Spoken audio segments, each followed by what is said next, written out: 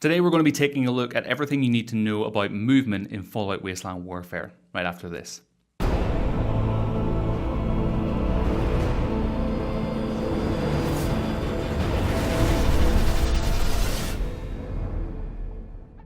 Hey everyone, Sam here from the Tabletop Hub, your one-stop shop for all things tabletop, and today we're continuing the series where I'll be teaching you everything you need to know about playing Fallout Wasteland Warfare.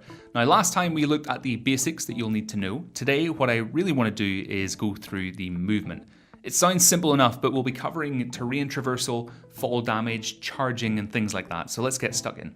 So the move action is pretty self-explanatory. It allows your character to move. Now not every character will be able to move the same amount of distance. A soldier in really heavy and cumbersome power armor isn't going to move as fast as a mole rat, for example.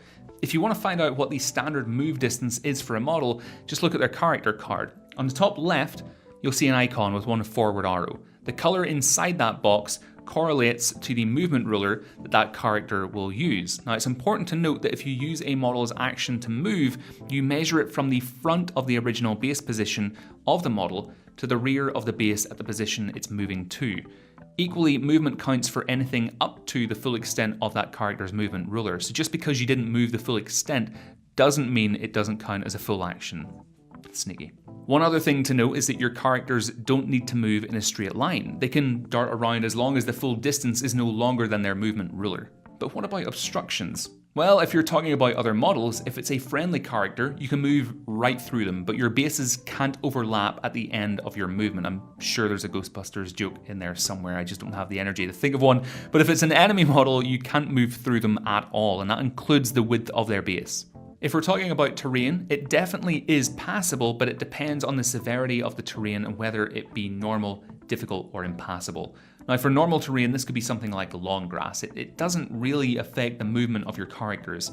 For difficult terrain, this could be something like a ladder or mud that you could get stuck in, or a small barrier. If you want to traverse the difficult terrain, it's really easy to figure out. You just take your character's normal movement ruler and measure out where you want to go. If you would pass over difficult terrain, you then use a movement ruler one size shorter than your character's standard movement ruler and use that to mark out your character's distance traveled.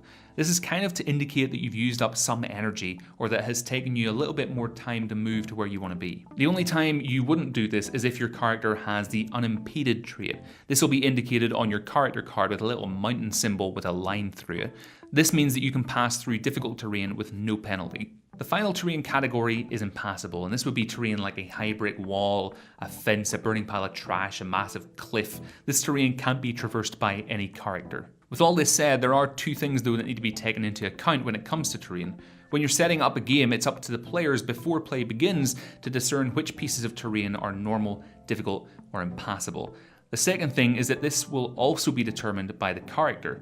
For instance, a ladder is traversable by a human or mutant, but it probably isn't traversable for a sentry bot or a mutant hound, for example. So while there are these rules in place, there is an element of interpretation that can happen when on the gaming board. So, say you do see a ladder that you want to climb or a building you want to jump off, well, there's also rules for that. Any piece of terrain that involves climbing to traverse is classed as difficult, and although you'll take a movement penalty by default, you've also got to pass a skill check to make sure your model successfully climbed it. Don't worry though, it's incredibly simple. Just look at your character's agility skill and roll an agility test. If you're successful, you traversed it. If not, then you didn't, and you'll have to calculate fall damage. You can choose to just jump off terrain or jump down from somewhere rather than climb down a ladder if you choose. No agility test is needed here for obvious reasons, but you will also take fall damage. The way you calculate this is you measure out the distance with the movement rulers, then roll a black dice. Each distance correlates to a certain amount of damage, which you can see on the table on screen. And if you roll a damage icon on the black dice, it counts as +1 damage. If you roll a Nuka-Cola bottle, it counts as -1 armor reduction. All other icons are ignored. So now that we've discussed standard movement and terrain traversal, let's talk about charging. So if you look at your character card, you'll see the standard movement icon, and beside it there's another one, kind of like a fast forward symbol. This is your charge icon, and it works very similarly. The color of the box is the distance you can charge, but in order to charge, your model must meet 3 criteria. The charging model must be moved into base contact with an opposing model at the end of the charge. You can't start a charge while being in base-to-base combat with an opposing model. And finally, at the start of your charge, your model must have line of sight with the model it is charging. Now, once a model completes a charge, you can either place a charge bonus marker, whether black or green, next to the charging model, or you can choose to use Battle Cry if you have that ability. If you went with the charge bonus, you add dice of the matching color to their skill roll if they perform a close combat attack against the model they charged to earn the bonus.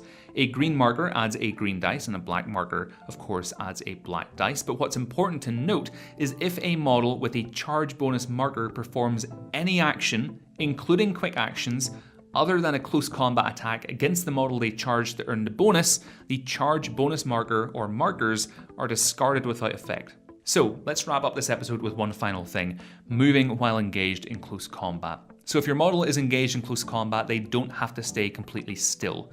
Once you perform a close combat attack, a model is allowed a bonus movement as long as it doesn't break engagement with any models that it's currently engaged with. So you could use this to swing around the base of one opponent to enter into close combat with another. Sure, you'd be outnumbering yourself, but hey, we're all going to die a horribly irradiated death anyway, so what the hell? Now, this movement is aptly called a slide and must follow standard movement rules, i.e. you can't overlap bases, you can't move through an opposing enemy, etc. And folks, that is it. That is everything you need to know about movement in Fallout Wasteland Warfare. Next, we're going to be diving deeper into combat.